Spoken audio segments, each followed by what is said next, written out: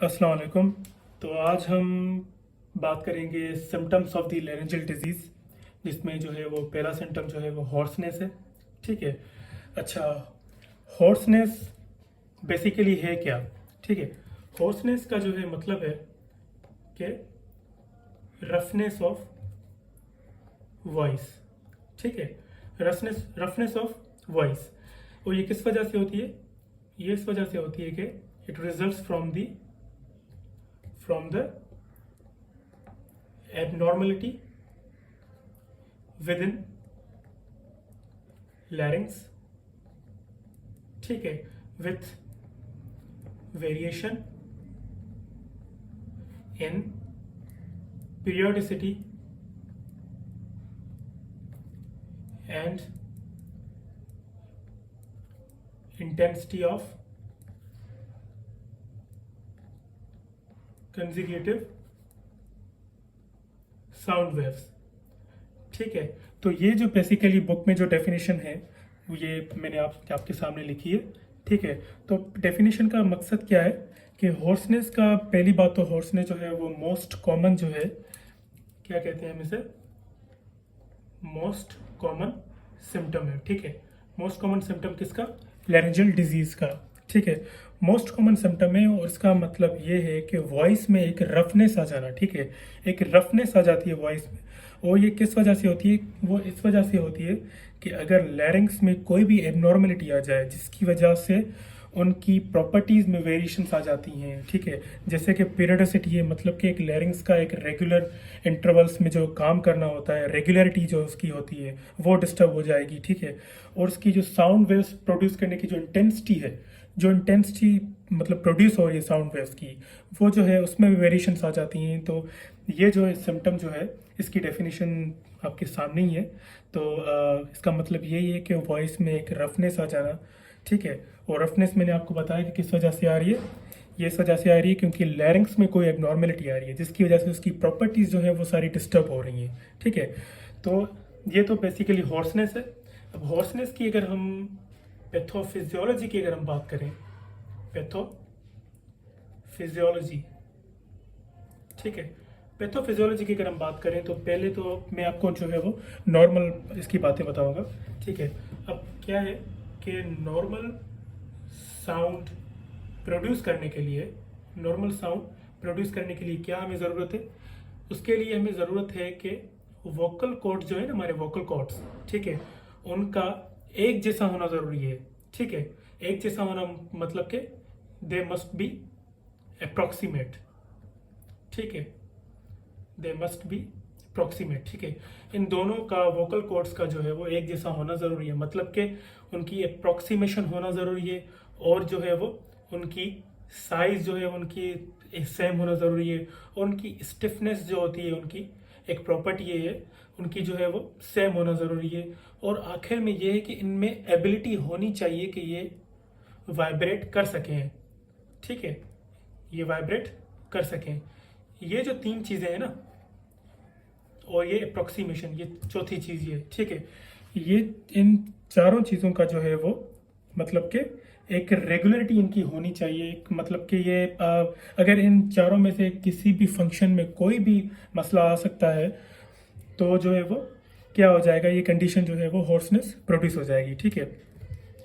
अब अगर हम कंडीशंस की अगर हम बात करें तो कंडीशंस पहले जो है वो तीन चार कंडीशंस हैं। ठीक है। उसकी अगर हम बात करें तो लॉस ऑफ अप्रोक्सीमेशन। ठीक है। Loss of approximation.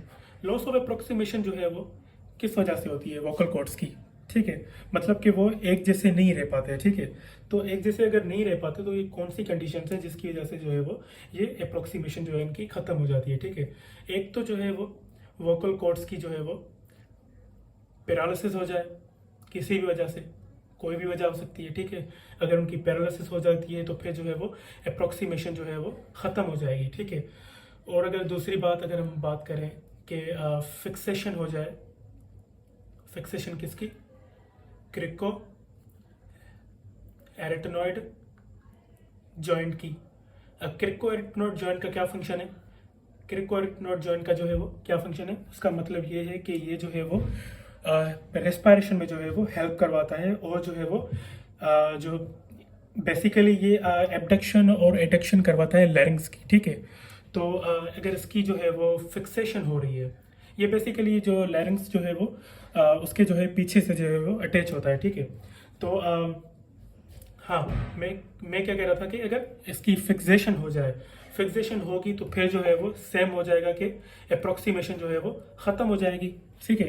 तो ये भी दूसरा भी कंडीशन है, ठीक है। और तीसरा क्या है कि अगर साइज या स्टिफनेस, ठीक है, साइज या स्टिफनेस वोकल कॉर्ड्स की साइज या स्टिफनेस की, ये भी जो है वो चेंज हो सकती हैं, ठीक है। चेंज हो सकती है क्योंकि बिकॉज ऑफ दी पैरालिसिस, ठीक है, पैरालिसिस भी हो सकती है, उसकी वजह से जो है वो साइज और स्टिफनेस जो है वो चेंज हो सकती है, उनकी जो है उनमें वेरिएशंस आ सकती हैं, ठीक है। या तो पैरालिसिस की वजह से, या फिर ओएडिमा की वजह से, ठीक है, या तो जो है वो सब म्यूकोजल हेमरेज की वजह से, सब म्यूकोजल हेमरेज की वजह से, या फिर कोई नोड्यूल अगर वहाँ पे प्रेजेंट है उसकी वजह से भी हो सकती है, या फिर कोई पॉलिप अगर कोई प्रेजेंट है, या कोई अगर ट्यूमर जो है वो वहाँ पे प्रेजेंट है, तो उसकी वजह से क्या हो जाएगा कि इनकी साइज और स्टिफनेस में जो है वो चेंज आ जाएगा, मतलब कि उनकी ये चीज़ें चेंज हो जाएगी, जिसकी वजह से जो है वो फिर हॉर्सनेस भी जो है वो प्रोड्यूस हो सकती है, ठीक है। और चौथा जो है वो क्या है कि वोकल कॉर्ड्स जो है वो उनकी जो एबिलिटी होती है वाइब्रेशन की, वो जो है उनकी वाइब्रेट जो है वो नहीं हो पाए थे, ठीक है। अब वाइब्रेट क्यों नहीं हो पाते, उनकी कंडीशन है जिनकी वजह से जो है वो वाइब्रेट नहीं हो पाते, मतलब कि ये प्रॉपर्टी भी जो है वो इसमें भी एक गड़बड़ आ जाती है, मतलब कि वेरिएशन आ जाती है, ठीक है। तो किसकी वजह से है, बिकॉज ऑफ ओएडिमा, ठीक है, और कंजेशन, ठीक है। और दूसरा जो है वो क्या है, हाँ बस यही है, ठीक है। तो ये जो है बेसिकली इनके जो है वो कॉजेज हैं जिनकी वजह से जो है वो ये सारी चीज़ें होती हैं।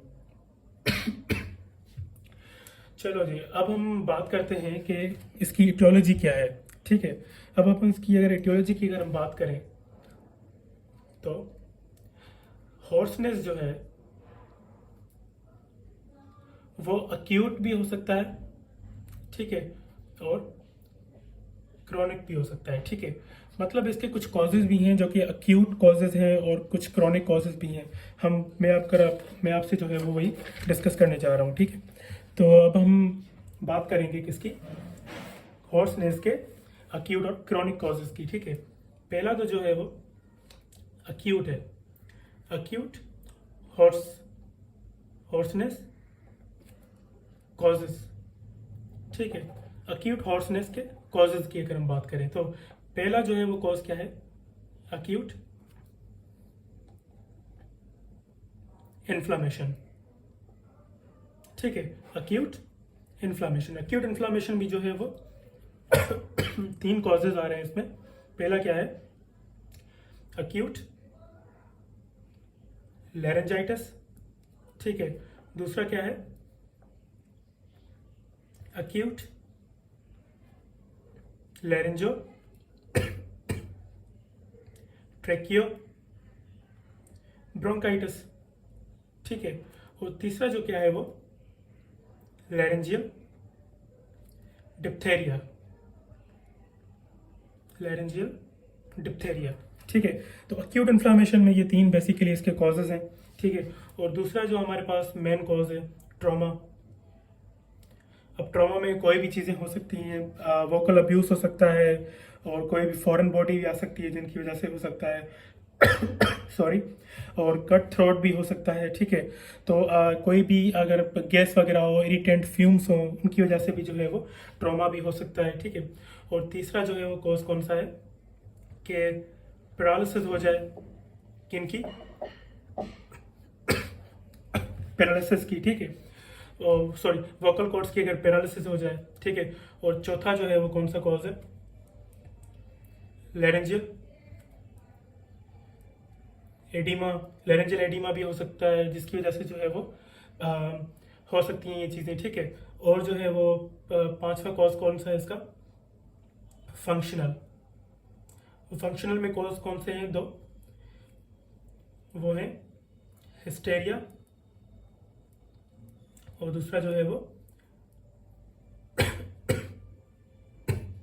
सॉरी साइको, ठीक है, मेटिक, साइकोस्मेटिक जो है वो कॉज है, ठीक है। ये जो है इसके अक्यूट कॉज हो गए, ठीक है। अब अक्यूट कॉज के अलावा जो है वो दूसरे जो है वो कौन से हैं? क्रॉनिक हॉर्सनेस, ठीक है, क्रॉनिक हॉर्सनेस। अब क्रॉनिक हॉर्सनेस के जो है वो कौन से कॉजेज हैं? पहला तो जो है वो कॉज ये होगा कि कंजेनाइटल है, ठीक है। कंजेनाइटल में जो है वो लेरेंजियल वेव आ जाता है, ठीक है। या तो जो है वो कंजेनाइटल पैरालिसिस हो सकती है, ठीक है, कंजेनाइटल लेरेंजियल पैरालिसिस हो सकती है, या फिर जो है वो सिस्ट जो है वो बन सकती हैं, या तो जो है वो ट्यूमर्स जो है वो बन सकते हैं, ठीक है। कंजेनाइटल है ये कॉजेज, ठीक है। और दूसरा कॉज क्या है?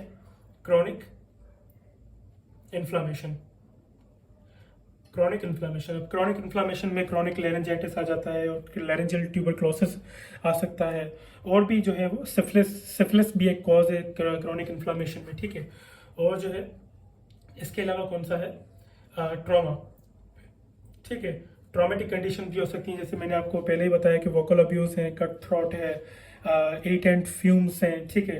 तो दूसरे भी हो सकते हैं, वोकल नोड्यूल्स भी जो है वो उस वजह से हो सकते हैं, ठीक है।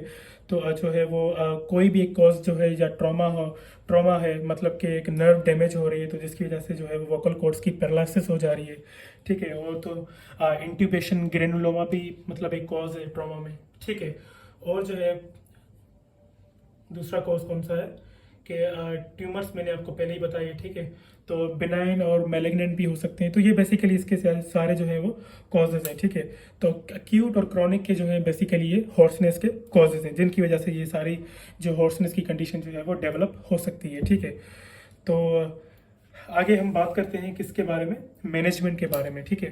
अब मैनेजमेंट की अगर हम बात करें तो हम इसे कैसे मैनेज कर सकते हैं? इसको मैनेज करने के कुछ तरीके हैं। या तो हम जो है वो इनडायरेक्ट लेरेंजोस्कोपी करें। इनडायरेक्ट लेरेंजोस्कोपी में हम क्या करते हैं? इनडायरेक्ट लेरेंजोस्कोपी में बेसिकली ये होता है कि एक स्मॉल मिरर होता है, ठीक है, एक इंस्ट्रूमेंट होता है जो कि थ्रोट की बैक पे जो है ना हम होल्ड करके रख देते हैं उसको, ठीक है, ताकि वहाँ पे एक लाइट को एक शाइन करते हैं, एक मतलब लाइट वहाँ पे मिरर से जो है वो शाइन करते हैं ताकि वो रिफ्लेक्ट होती है तो फिर जो है वो हमें क्लियर एक व्यू नज़र आता है थ्रोट का, ठीक है, ताकि हम कंडीशन दे सकते हैं कि क्या जो है वो कंडीशन डेवलप हो गई है, ठीक है। और दूसरी जो है हम, ये तो इनडायरेक्ट हो गई, ठीक है। दूसरी जो है वो फ्लेक्सिबल लेरेंजोस्कोपी है, ठीक है। फ्लेक्सिबल लेरेंजोस्कोपी में क्या होता है कि एक ट्यूब होता है, ट्यूब में आगे टिप पे एक कैमरा होती है, ठीक है। तो हम वो नाक से डालते हैं, नाक से डालकर जो है हम फिर जो है वो पीछे से जो है वो थ्रोट के पास जो है वो उसको लेके जाते हैं। उसके बाद जो है हम नोज को, थ्रोट को और जो वॉइस बॉक्स को मतलब वोकल कॉर्ड्स को जो है हम सारा जो है वो उनको जो है वो देखते हैं कि ताकि जो है हमें पता चल सके कि कौन सी कंडीशन जो है वहाँ पे मैनिफेस्ट हो चुकी है, ठीक है। तो ये जो है इनकी मैनेजमेंट है। इन चीज़ों की, इन दोनों एग्जामिनेशन की वजह से जो है हम पता लगा सकते हैं कि हमारे पास कौन सी कंडीशन जो है वो डेवलप हो चुकी है, ठीक है। और दूसरा जो है हम इन्वेस्टिगेशन करेंगे,